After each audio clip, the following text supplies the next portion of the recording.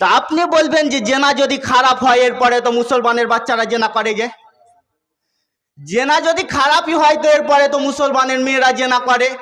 তো খারাপ পাপ যদি হতো তাহলে তো জেনা করতো না। তারা করে যে তারা মানুষ নয় সেজন্য করে। জি, তারা মানুষ নয়, তারা হলো পশু প্রাণী। কেন? তারা বিবেকের অপব্যবহার করেছে। বিবেকের অপব্যবহার কেমন? ঠিক যেরকম ক্ষমতার অপব্যবহার করা হয়।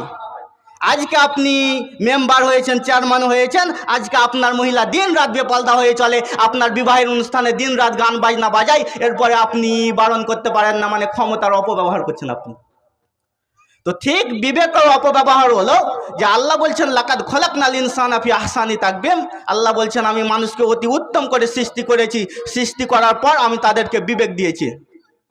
তো বিবেক দেওয়ার মূলত উদ্দেশ্য হলো আল্লাহ বলছেন লাহুম কুলুবুল লা ইয়াসমাউনা বিহা লা ইয়াফকাহুনা বিহা।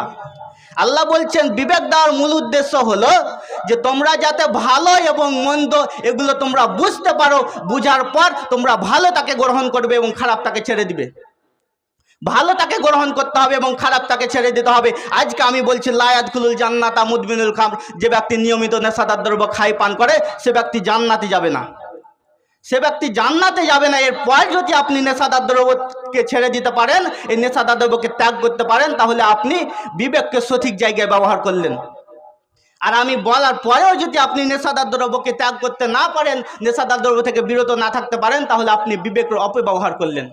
আজকে আমি বলছি ওয়ালা তাকরাবুজ জেনা, পৃথিবীর মানুষ জেনা থেকে বিরত থাকো, জেনা খারাপ পাপ। এরপর যদি আপনি জেনা থেকে বিরত থাকতে পারেন তাহলে আপনি বিবেককে সঠিক জায়গায় ব্যবহার করলেন। আর এরপর যদি জেনা থেকে বিরত থাকতে না পারেন তাহলে আপনি বিবেকের অপব্যবহার করলেন। আর যে বিবেকের অপব্যবহার করবে সে হলো পশু প্রাণী, সে হলো গরু ছাগল, সে মানুষ হতে পারে না। জি, সে মানুষ হতে পারে না। তো এই কথাই আল্লাহ বলছেন যে তোমরা জেনা করা তো বহুদূর, জেনার আশেপাশে যেও না, জেনা হচ্ছেন খারাপ পাপ, জেনা হচ্ছেন নিকৃষ্ট পাপ। তো এই পৃথিবীর বুকে যারা জেনা অবৈধ সম্পর্কের মধ্যে লিপ্ত আছে তাদের ব্যাপারে আল্লাহ রসুল দুনিয়াবি কিছু শাস্তি উল্লেখ করেছেন। মহান আল্লাহ তাবারাক ওয়া তাআলা বলেন আয-যানিয়াতু ওয়াজ-যানি ফাজলিদু কুল্লা ওয়াহিদুম মিনহুমা মিআতা জালদা। আল্লাহ তাবারাক ওয়া তাআলা বলেন জেনাকার পুরুষ নারীদেরকে তোমরা মারো, তাদেরকে শাস্তি দাও আল্লাহর রাসূলের বিধান অনুযায়ী, বিধান অনুযায়ী তোমরা তাদেরকে শাস্তি দাও। তো শাস্তি কিভাবে দিবে? যেইভাবে আল্লাহ রাসূল বলেছেন আল বিকরু বিল বিকরি জালদু মিয়াতিন ওয়া তাকরিবু। কেউ যদি বিবাহ করার আগে জেনা লিপ্ত হয় তাহলে তাকে 100 করা মারতে হবে, 1 বছরের জন্য এলাকা থেকে তাড়িয়ে দিতে হবে, গ্রাম থেকে তাড়িয়ে দিতে হবে।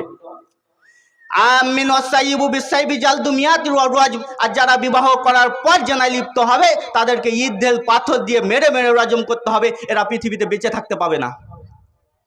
তো এটা হলো আল্লাহ রাসূলের শাস্তি। তো এই কথাই আল্লাহ বলছেন যে তোমরা জেনাকারী নারী পুরুষদেরকে তোমরা শাস্তি দাও, তাদেরকে মারো, তাদেরকে পিটাও। তবে শুনো, যখন তাদেরকে পিটাবে, যখন তাদেরকে শাস্তি দিবে, তখন তোমাদের অন্তরে যেন দয়া মায়া সৃষ্টি না হয়। দয়া মায়া কাকে বলে? আজকে একজন ব্যক্তি এই গ্রামে ধরেন একজন ব্যক্তি জেনা করে ধরা পড়ে গিয়েছে, এবার যে মরদ সর্দার আছেন সে বলছেন যে ব্যক্তি জেনা করে ধরা পড়ছেন সে হলো আমার ভাতিজা। তা আপনি মরদ কি করলেন যে আমার ভাতিজাকে আমি কিভাবে শাস্তি দিই, আমার ভাতিজাকে আমি কিভাবে শাস্তি দিই, অতএব 10,000 টাকা দিয়ে বিচারকে খেয়ে নিব। এইভাবে যদি আপনি আল্লাহ রসুলের বিধানকে উপেক্ষা করে নিজের মন মতন আপনি যদি বিচার করেন, তা আমি বলি যে এই মরদ সর্দারকে দায়িত্ব থেকে সরিয়ে দিতে হবে। কেন? এই বুঝে না দায়িত্ব কাকে বলে। আরে আপনি দায়িত্ব রেখেছেন কেন? দায়িত্ব মরদ সর্দারকে রাখার মূলত উদ্দেশ্য হলো যে সমাজে যদি অন্যায় হয়, জেনা হয়, নেশাদার দ্রব্য পান করা হয়, তাহলে সেগুলোকে সতর্ক করতে হবে, অন্যায়কে আশ্রয় দেওয়া যাবে না। এই জন্য আপনি রেখেছেন মরদ সর্দার। তো মরদ সর্দার থাকার পরেও যদি দিন রাত্রি যুবকরা নেশাদার দ্রব্য পান করে, মরদ সর্দার থাকার পরেও যদি মহিলারা বেপর্দা হয়ে চলে, মরদ সর্দার থাকার পরেও যদি বিবাহের অনুষ্ঠানে গান বাজনা বাজে, মরদ সর্দার থাকার পরেও যদি যুবকরা জেনা করে, তাহলে আপনি মরদ সর্দার হয়ে কি প্রমাণ করতে চাইছেন? আজকে আপনি আপনার বাড়িতে একটা গাদ রেখেছেন কিসের জন্য? যে আপনার বাড়ি দেখাশোনা করবে। এখন যদি সে ভালোভাবে দেখাশোনা না করে আপনি পরের দিন চেঞ্জ করে দিবেন। তো চেঞ্জ করছেন কেন? সে ভালোভাবে ডিউটি পালন করে না। আপনাকে সমাজ থেকে মরদ সর্দার করা হয়েছে। আপনি যদি ডিউটির ব্যাপারে গাফলতি করেন, ডিউটির ব্যাপারে যদি অলসতা করেন, তাহলে আপনাকে সরে যেতে হবে। কেন? আপনাকেই যে দায়িত্ব পালন করতে হবে এমন কোনো ব্যাপার নয়। আপনাকে যে দায়িত্ব পালন করতে হবে এমন কোনো ব্যাপার নয়। তো বলছিলাম যারা ক্ষমতার অপব্যবহার করবে, যারা বিবেকের অপব্যবহার করবে, তারা মানুষ নয়, তারা হলো পশু প্রাণী গরু ছাগল। এবার আপনি বলেন, আপনি পশু প্রাণী গরু ছাগলকে দায়িত্বে রাখবেন? জি কখনো সম্ভব নয়, কখনো সম্ভব নয়। আর একটি হাদিস বলি যে যারা বিবাহ করার পর জেনায় লিপ্ত হয় তাদের কত কঠিন ও জটিল আল্লাহ রসুল শাস্তি উল্লেখ করেছে। আমি আপনাকে একটু বুঝাচ্ছি। আয়েশা রাদিয়াল্লাহু আনহা বলেন, রাসূল সাল্লাল্লাহু আলাইহি ওয়াসাল্লাম বলেছেন, লা ইয়াহিরু দামু মুরইন মুসলিমিন, কোন মুসলমানকে হত্যা করতে পাবে না। ইয়াশহাদু আল্লা ইলাহা ইল্লাল্লাহ, যে ব্যক্তি সাক্ষ্য দিবে যে আল্লাহ ছাড়া কোনো মাবুদ নেই, যে ব্যক্তি সাক্ষ্য দিবে যে আল্লাহ ছাড়া কোনো মাবুদ নেই, যে ব্যক্তি সাক্ষ্য দিবে যে আল্লাহ ছাড়া কোনো মাবুদ নেই, তাকে হত্যা করতে হবে না। ইল্লা বিইহদা সালাসিন, তবে 3 শ্রেণীর মানুষকে হত্যা করা যায়। 3 শ্রেণীর গুণ যদি কোনো মানুষের ভিতরে থাকে তাহলে তাকে হত্যা করতে হবে। সে যদি আলেম হয় তবু হত্যা করতে হবে, সে যদি জালেম হয় তবু হত্যা করতে হবে, সে যদি মেম্বার হয় তবু হত্যা করতে হবে, সে যদি চেয়ারম্যান হয় তবু হত্যা করতে হবে, যদি তার 3 শ্রেণীর মধ্যে 3 শ্রেণীর গুণ তার মধ্যে থাকে। তার মধ্যে এক বলছেন আল্লাহ রসুল বলছেন, 1 নম্বর আল্লাহ রসুল বলছেন রাজুলুন জানা বাদা ইহসানিন, কেউ যদি বিবাহ করার পর জেনায় লিপ্ত হয়, কেউ যদি তার স্ত্রীকে রেখে পার্কে গিয়ে জেনায় লিপ্ত হয়, কেউ যদি তার স্ত্রীকে রেখে কলেজে গিয়ে জেনায় লিপ্ত হয়, তাহলে তাকে বাঁচিয়ে রাখা যাবে না, তাকে হত্যা করতেই হবে। এ হলো হত্যার যোগ্য। এরপরেও আমাদের সমাজে দেখা যায় শত শত যুবক জেনা করার পর আরামসে ঘুমায়, শত শত যুবক জেনা করার পর সম্মান পায় কেন? সম্মান পায় কেন? আপনার মরশ্রদ্ধার কারণে। আপনি মরশ্রদ্ধা সঠিকভাবে যদি বিচার ফাইসালা করতেন তারা বেঁচে থাকতো না। এটা যদি আল্লাহ রসুল সাল্লাল্লাহু আলাইহি সাল্লামের যুগ হতো তাহলে এরা পৃথিবীতে বেঁচে থাকতো না, এদেরকে হত্যা করে দেওয়া হতো। 2 নম্বরে রসুল সাল্লাল্লাহু আলাইহি সাল্লাম বলছেন, রাজুলুন খারাজা মুহারিবান লিল্লাহি ওয়া রাসূলি, কেউ যদি আল্লাহকে গালি দেয়, কেউ যদি আল্লাহ রসুলকে গালি দেয়, কেউ যদি আল্লাহর নামে অপবাদ দেয়, আল্লাহ রসুলের নামে মিথ্যা অপবাদ দেয়, তাহলে তাকে হত্যা করতে হবে। আপনারা সকলেই অবগত আছেন যে কিছুদিন থেকে মুর্শিদাবাদ বেলডাঙ্গা একটা জায়গায় বিশাল বড় ঝামেলা হচ্ছেন, সেখানে আল্লাহকে গালি দিয়েছিল, সেই জন্য মুসলিম এবং হিন্দু দাঙ্গা চলছে, মতবিরোধ চলছে, তারা আল্লাহর ব্যাপারে গালি দিয়েছে।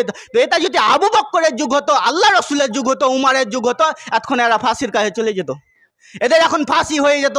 ফাঁসি হয় না কেন? এটা যে ইসলামী রাষ্ট্র নয়, সেই জন্য।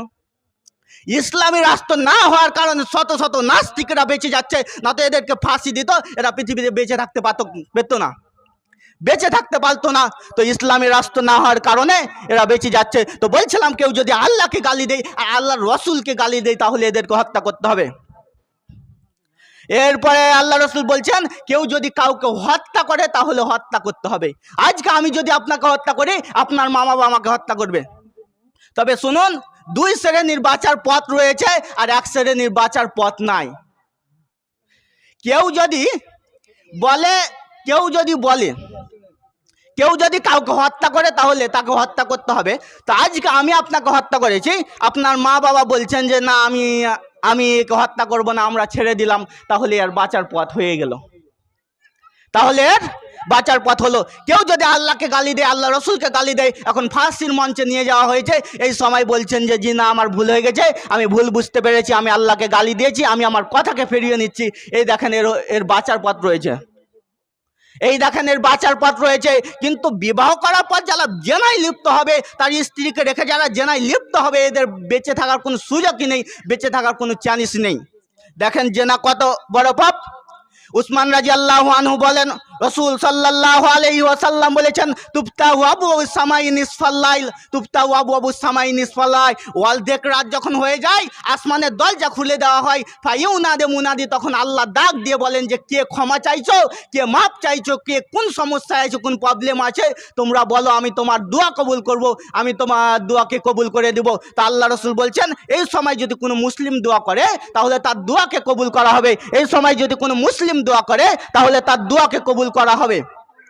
তো দোয়াকে কবুল করা হবে। এরপর আল্লাহ রসুল বলছেন ইল্লা জানিয়াতান তাবকি বিফালজিহা, যার জেনার সম্পর্ক রয়েছে, যার অবৈধ সম্পর্ক রয়েছে, তাকে আল্লাহ তাআলা ক্ষমা করবে না। আপনি বুঝতে পারছেন যে জেনা কত বড় পাপ, কত কঠিন ও জটিল পাপ।